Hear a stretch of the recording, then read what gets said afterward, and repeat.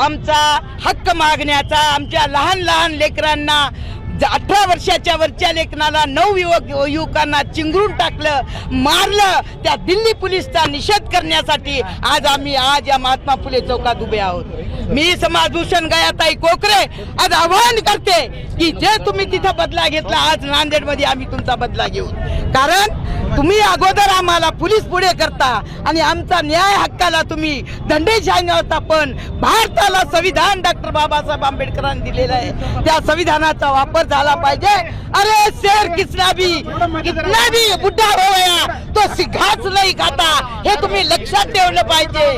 आणि म्हणून म्हाताऱ्या माणसामध्ये ताकद नाही असं नाही, हम तख्त बदल डालेंगे, हम सब पूरा हिंदुस्तान का भारत देश बनाएंगे, ये हमारा फर्ज है। कितीही वाघ चिखलामध्ये फसला तर त्याला कोणी मारू शकत नाही।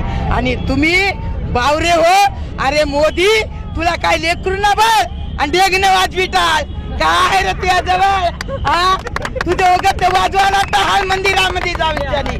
अरे तू ज्ञानावर ये, तू ध्यानावर ये, तू तुझ्या आईच्या शक्तीवर ये। अरे त्या जन्म घेतलाच ज्या भूमीत, त्या भूमीच्या तू थोडं तरी जमीनदार आहे। अरे तुला एवढं मत देऊन मोठं केलं आणि तू आता आमचा असा सत्यानाश मांडलास, माझ्या लेकरायचा नवजवान युवकाचा तुम्ही नाश केला। उद्याच्या नागरिकांचा नाश करणारा हा देश आहे। हे लोक आहेत तरी यांना पलटवण्याचं काम माझे नवयुवक आज करणार आहेत। आणि आजपासून अरे आम्ही कांद्याला बिस्मिल्लाह म्हणत नाही, बकरा काटने गए तो बिस्मिल्लाह बोलते, आणि प्याज जब खाते ना तो उसको बिस्मिल्लाह नहीं बोलते, उसको ऐसा ही कुचल डालते। ऐसा है मोदी, ये ध्यान में रख और ज्ञान पे आ जा, नहीं तो दुनिया आपको देख लेंगी।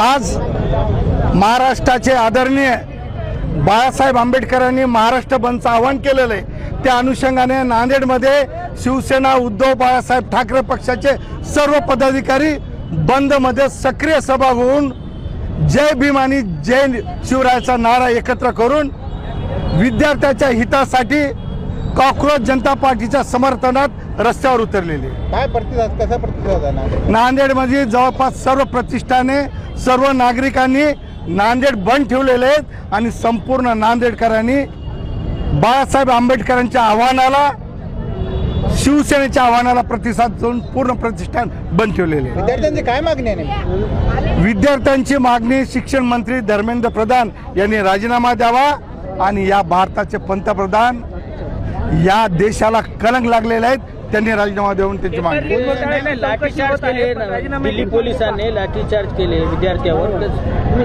कसं बघता याला? आम्ही जाहीर निषेध करत आहोत लाठीचार्जच्या संदर्भात, म्हणून आज महाराष्ट्र बंद ठेवलेले आहेत। त्या अनुषंगाने शिवसेना उद्धव बाळासाहेब ठाकरे सन्माननीय आंबेडकर साहेबांच्या आव्हानाला साथ देऊन आम्ही रस्त्यावर उतरले।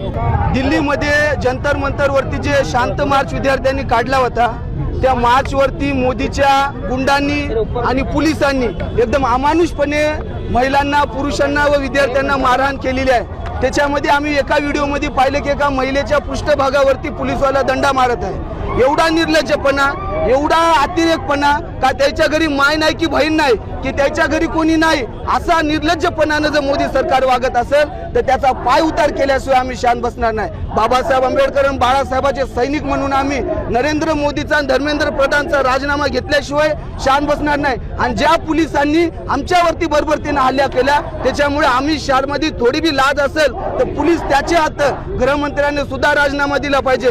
15 ऑगस्ट पर्यंत तिघांनी जर राजीनामा नाही दिला तर आम्ही लाल किल्ल्यावरती मोदीला भाषण करू देणार नाही आणि कलेक्टर ऑफिस वरती पालकमंत्र्याला भाषण करू देणार नहीं। हा वंचित वाल्याचा इशारा है। में जो स्टूडेंट पे लाठीचार्ज हुआ, तो क्या कहेंगे? सबसे पहले तो हम ये कहना चाहते हैं कि शिक्षा का अधिकार ये हमारा संवैधानिक अधिकार है, और आंदोलन करने का अधिकार ये भी हमारा संवैधानिक अधिकार है। आर्टिकल 19 के तहत हम हमारी आवाज़ बुलंद कर सकते हैं। जिस तरह से सरकार हमसे डरती है, इसलिए पुलिस को आगे करती है। मैं एक ही चीज़ इस सरकार के बारे में कहना चाहूँगा कि कितने कमजोर ये लोग चंद सांसों में फूल जाते, जब कमीने उरूज पाते तो अपने औकात भूल जाते। ये देश सरकार का नहीं है, सरकार 5 साल में आती है और 5 साल में बदलती है। ये देश उन आम नागरिकों का है, ये देश हमारा है और हम इस देश के लिए लड़ेंगे। हमें अशफाक उल्लाह खान की विरासत है, हमारे पास शहीद भगत सिंह की विरासत है, उसी तरह जैसे गोरे अंग्रेजों को भगाते इस काले अंग्रेजों को भगाने के लिए हम लड़ेंगे। और हम कहना चाहते हैं कि धर्मेंद्र प्रधान आप इस्तीफा बाद में दीजिए, पहले आप माफीनामा दीजिए, क्योंकि वो माफीनामा आप जल्द से जल्द दे सकते हैं, क्योंकि आपको वीर सावरकर से, जिसको आप वीर कहते हैं, उससे आपको माफीनामे की विरासत मिली है और हमको भगत सिंह से लड़ने की विरासत मिली है।